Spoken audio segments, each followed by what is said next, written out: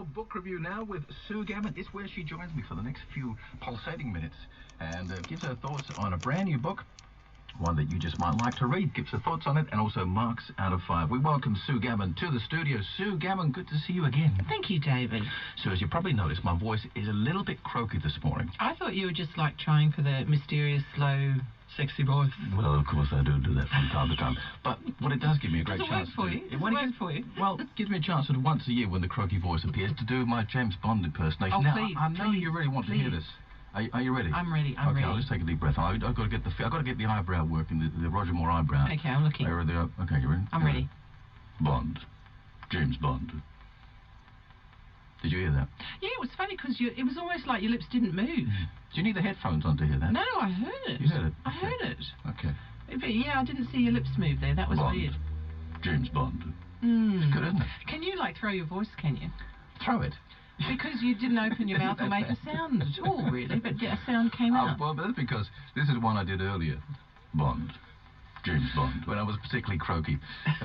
So you enjoyed that, didn't you? Don't give up your day job. That's Why all not? I can say. Why not? That's all I can say. You don't think I can make money out of this? Bond. Not being Bond, James Bond. No. Okay. No, right. Sorry. Well, what impersonations can you do? I'm going to impersonate a librarian and a person who reads books right now, and the impersonation starts now. Yeah, you don't like us digressing for long, Sue, do you? Well, you only give me 10 minutes. Well, we can always extend it. Yeah, well, we did do that a couple of weeks ago, didn't we? We did. All right. No, we're talking about a local author, and we always like to do that. And her name's Peta-Jo, and she lives on the Sunshine Coast, but she is a Bundaberg girl, apparently. And I believe you spoke to her a few weeks ago about this book. I believe I did. I believe you did. I didn't, so you will know more than I do. I read the book, however, which you didn't.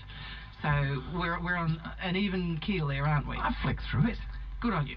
Okay, it's called Wedding Etiquette for Ferals, and interesting title. Not sure where that one came from. No, it is a good title.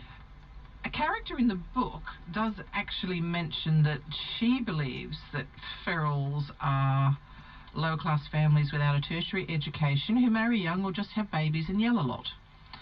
And I presume that that's what she's decided that is going to be referred to as ferals in this book. It is, I think, ultimately a romantic comedy. It does have a little bit of drama, family drama in it too, but really it's a love story between two people. A rather mixed up woman who's not quite sure what she wants in life or where she belongs, and a man that you don't learn too much about, but is a strong, silent person who doesn't say very much and drinks coffee in the morning. And that's kind of pretty much the sum total of what I learned about the male character. I enjoyed it. I thought it was really well written. I loved the descriptions of subtropical Queensland. I thought that they were really good.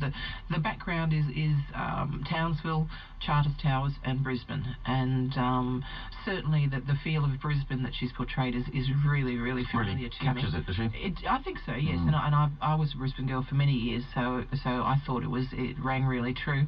Not so familiar with Townsville, but it was very much sort of tropical cane fields, farming land, so that also felt very familiar for us here in Bundaberg. You've got a story of a young woman who's left her hometown of Townsville and she's moved to Brisbane. She's an interior designer. She's really looking to become a career woman in some ways, but you wonder whether or not the small town girl's actually gone out of the character, because she goes back home and she enjoys going back home, but she's got this idea in her mind that, you know, you have to be successful, you must have the high paying job, you must have the flat in Brisbane, you must go out and party during the night. So it's kind of an interesting take on whether what you really want is what you really want. And it follows her from the moment that she wakes up after a night out and she's in bed with a stranger and doesn't know who he is and has a horrific self-realization moment that, you know, oh my God, I've had a one-night stand and this person doesn't look very attractive in the morning. And scary sight. Yeah, and so she bolts out of the door and sort of goes back home, and that's where you pick up the story in the life of this woman, who's all of a sudden reassessing what she's doing and why she's doing it. She's in a conflicted situation at work. She has somebody who's taking credit for all of her ideas, so she's trying desperately to get up that next ladder of management, but she's not getting the chance to promote what she does and her talents.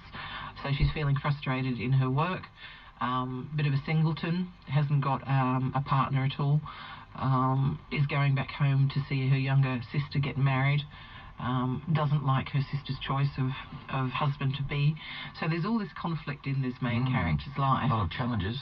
Yeah. There is, and it is also at the same time very familiar for most of us. I mean, we probably all know somebody, or perhaps ourselves have been through aspects of that in our life. So it's actually quite a nice story, because you do sort of go, okay, you know, I can identify with this character, I can see what she's thinking, I can see why she's making these choices. And the book really follows her life, and you almost see her do a sort of a 180-degree turn on what she values and what she wants out of life to what she eventually decides is most important in her life.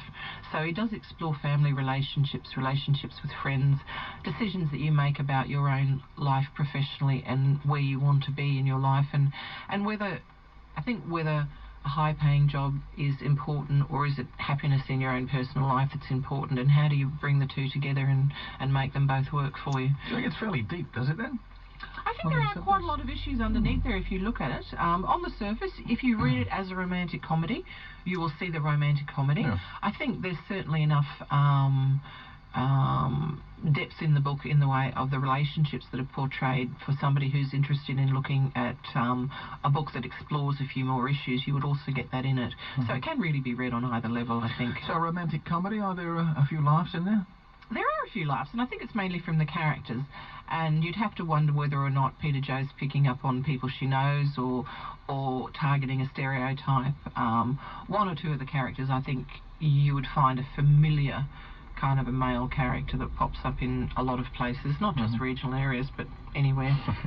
You know, the guy that would rather go behind a bush and go to the toilet than walk into a bathroom that's down the road or something like that. Everybody knows somebody like that. Well, it does save water, I suppose. It's a male thing, isn't it? Obviously, females never get that. We're always puzzled.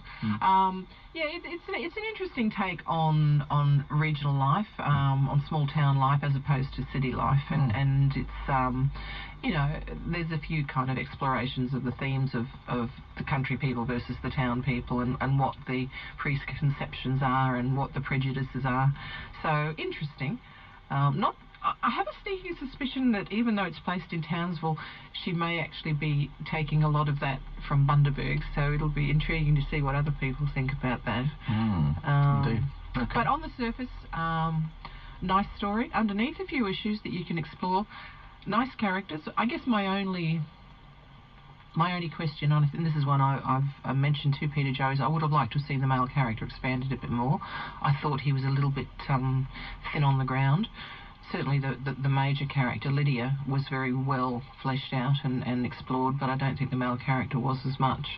But very minor criticism. Yeah, but it really captures regional life as we know it. I think it's a really good romantic story for this particular part of the world, and it's nice to see somebody actually taking that particular genre and going with it in a sort of a Queensland setting. There's not a lot of people out there that are doing that at the moment, so it's rather nice to see. Good to see. All right, the book is called Wedding Etiquette For Ferals. Author is Peta-Jo. Marks out of 5, Sue? Oh, a good 3 out of 5, definitely. She's actually writing a new book, which I believe is set here in Bundaberg, so it's called The Crushing Season, so that will be interesting to see what that one's about and how that comes out. Excellent. I look forward to hearing about that one. Now, before you head off, Sue, I know you wanted to mention a little book sale on the way. I did, a wee little book sale that we have every now and then. If you like books and you like listening to our reviews and you'd like to maybe see if you can pick up one of the books that we've mentioned over the last year or so, the big book sale's on this weekend for the Bundaberg Library.